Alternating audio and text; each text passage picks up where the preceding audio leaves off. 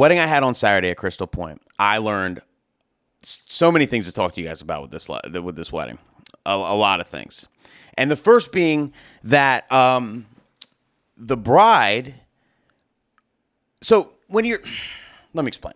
When you're a wedding DJ, you'll know, right, that all couples, if you're in the people business, right, if you just work with people for a living, you tend to get used to that, like, everybody has different personalities, okay? Everybody has different workflows. Everybody operates differently, right? We're all unique human beings. Some brides are bridezillas, right? Some brides are all the way type A, OCD. They're thinking about every possible aspect. They are micromanaging every little thing. They want everything to be perfect. It is like unbelievable, the minute details they think about and care about, right? On the opposite side of this spectrum, it are brides that are super laid back about certain things, right? Or in general. And that's what I had at this wedding, right? So basically, we send a lot of emails out saying, hey, finish your planner. Hey, you got to, schedule a meeting with me for the finals, da-da-da. I'm doing a bunch of, this one slipped through the cracks. I didn't email them until 2 weeks before the wedding. I called. I was like, oh, shit. They haven't filled out the online planner, and they haven't scheduled their meeting. So I said, hey, we got to fill out the planner, and we got to schedule this meeting. Scheduled a meeting, ended up meeting with this couple, doing the finals meeting. Obviously, I met with them before and all that, but like doing the finals meeting, which is typically done 30 days prior, we did it the Wednesday before. So Wednesday before Saturday. So literally that week. So I literally did it the day I came back from Expo, right? That's when I did the meeting. Did the meeting with them, filled out the planner themselves, and they didn't have any of the names for the bridal party, certain songs, like a lot of stuff wasn't ready. And they're like, all right, we'll send it to you. Now, the next day I had a wedding. I had a wedding Thursday, Friday. So I'm kind of beat. So my plan was, and I wanted to give you guys like some advice with this, right? Because, some DJs would panic. And my first advice would be to not panic. Do not panic, right? Some DJs would be like, oh my God, like it's 2 days for your wedding. I have 2 weddings before your wedding. I need your shit now. Like what the hell, right? But you shouldn't panic, and you should chill in these situations, okay? Yes, it can be cause for panic, but let me explain my perspective, okay? If a couple doesn't schedule a meeting, doesn't have their stuff done, is late like this, right?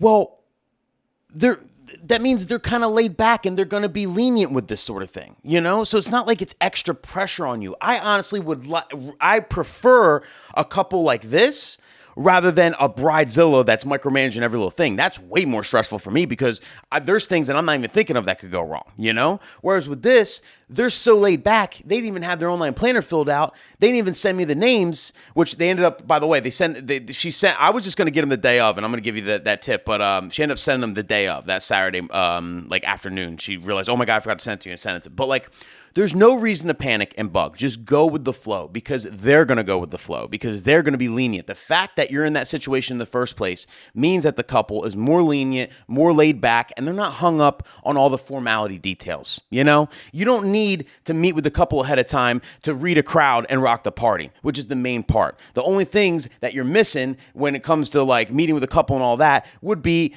maybe what to play, whatever, but really just what to say, what to announce, what to play for formalities, all that, right? And obviously, that's not what they're hung up on. So there's no reason to panic. So for me, it's like even the worst case, I mess something up.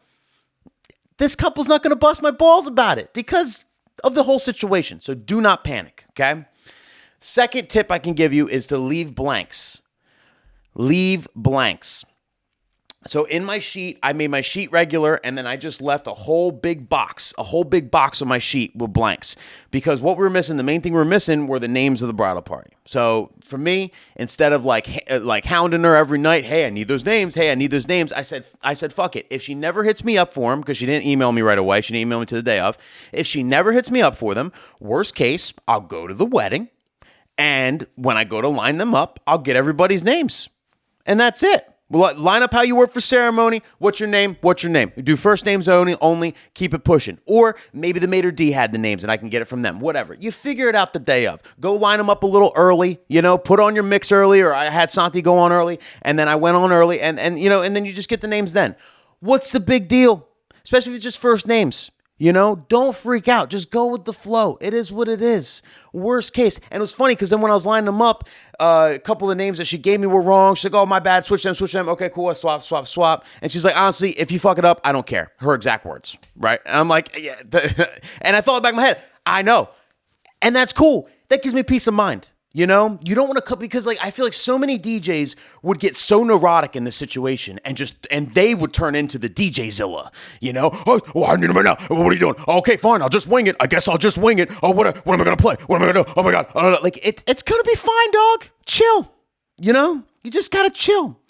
You got to roll with the punches. You got to match your couple's personality. We're in the people business. Okay, it's very important that you match their personality. If they're super type A and Bridezilla type, then you also have to be super type A and DJzilla-like and make sure everything's perfect and give them every little detail and give them more information than you really should give them, that you really need to, but just to make them feel better and all that, right? I talked about this before. It's the same thing with this. If they're laid back and lenient with all this, I'm going to be laid back and lenient with all this, and I go with the flow. It's a no stress environment, and everyone's happy as shit at the end of the day. Okay, because if you're just being neurotic or you're just freaking out, you're only going to stress out the couple. Okay, and it brings me to my third tip, I guess, which is go with the flow. I guess I already explained the third tip, but yeah. Okay, don't panic. Leave blanks in your sheets so you can fill everything out, and just go with the flow. Okay. She even had, for the parent dances for this, she legit had me, she wanted to go from the actual parent dance song into a fast song to dance to. I did it the day of. Once I got everything, I literally just did it in my headphones. Boop, boop, boop. Fade, echoed out, went into the new song. Bam. It worked out great. Even that, I did the day of.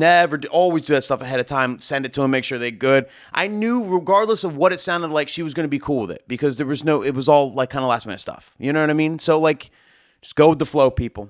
Don't give yourself any unwanted stress.